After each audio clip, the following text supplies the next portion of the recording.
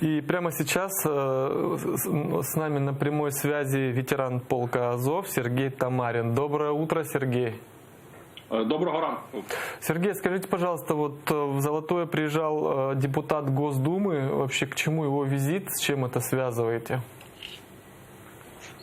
Ну, я особисто це можу пов'язати тільки з тим, що це чергове підтвердження, що саме Російська Федерація, по-перше, чинить агресію проти України. По-друге, це ще раз дає нам деякі підказки, що у нормандському форматі виключно нічого гарного нас чекати не буде. Тому що такі собі перемовини там з терористами, і як ЛДНР, так і з Росією, ніколи ні до чого доброго не приводили.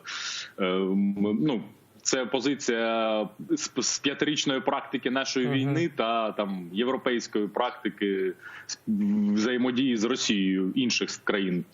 Сергей, скажите, пожалуйста, вот желтый режим, так называемый, отменили. Что это теперь дает?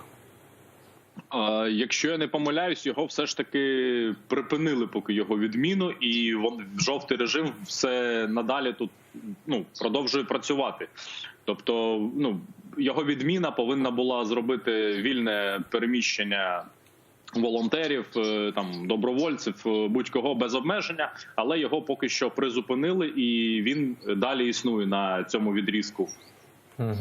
Сергей, а скажите, пожалуйста, вот в Золотом сейчас, что сейчас происходит в Золотом и какова ситуация с безопасностью местных жителей?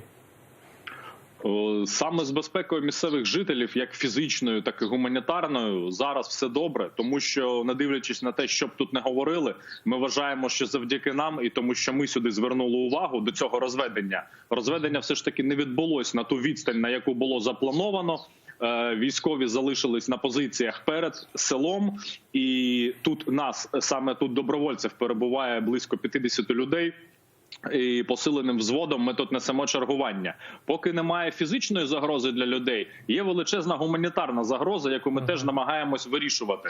Більше 1100 нам було замовлень на якусь волонтерку, на допомогу звичайних там медикаментів, хліба чи теплих речей. І вже не перший раз ми завозимо сюди волонтерку. Багато було обіцянок від влади, що тут відновлять там і водопостачання і таке інше, але це все після того, як Зеленський звідси поїхав, ніхто про це і не згадує.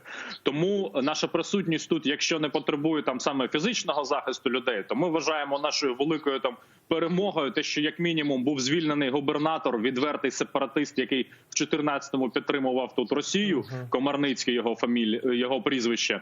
Ми вирішуємо гуманітарні питання людей та хоча б вселяємо в них якусь впевненість, що люди з проукраїнською позицією можуть спокійно тут ночувати, що їх після приходу сюди Росії не прив'яжуть до позорного стовба та не зроблять там посміховиськом, як це робилось в Донецьку. Тому саме зараз, саме тут наша функція виконується в цьому напрямку. Але ми розуміємо, що під розведення підпадає близько 35 міст, більшість з яких має більш важливе навіть стратегічне значення, ніж Золоте.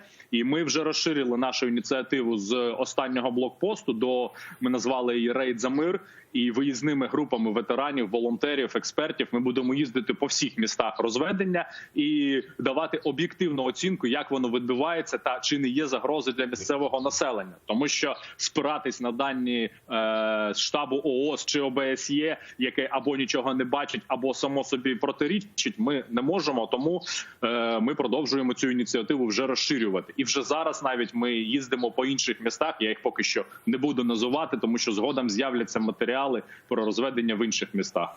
Сергей, а вот с момента того, как начался процесс разведения, прекратились ли обстрелы со стороны боевиков, либо они продолжаются? Саме по селищу Золотому дійсно декілька разів був порушений режим тиші, але він не був, спочатку точніше, був зафіксований штабом ООС, але потім вони відмовились від цього. Але в процесі вже розведення не було обстрілів, тобто останні декілька днів обстрілів не було, прильотів не було. Поруч були в районі селища саме Золотого, але не по самому селу. Мгм. У нас вот в студии Дмитрий Снегирев. У вас, насколько я понимаю, есть вопрос? Пане Сергію, у мене запитання. Пан Троян, от я цитую у виданні «Гордон». За словами заступника голови Нацполіції Вадима Трояна, в Золотому залишилося 10 ветеранів-добровольців. Ви говорите, у вас 50 залишилося. Яка кількість наразі? Ну, звісно, я розумію, що представникам поліції важливо зменшувати нашу кількість та важливість нашої присутності здесь, тому що ми частково, ну так би мовити, нівелюємо їх роботу, тому що робимо їх роботу за них. Тому я їх позицію розумію, але я вам говорю реальні цифри, які тут є. 50 чоловік, так? Ну так, в самому Золотому 50. Дякую. Тобто, Дякую. Благодарю вас, Сергей. Напомню, с нами на прямой связи был Сергей Тамарин, ветеран полка «Азов».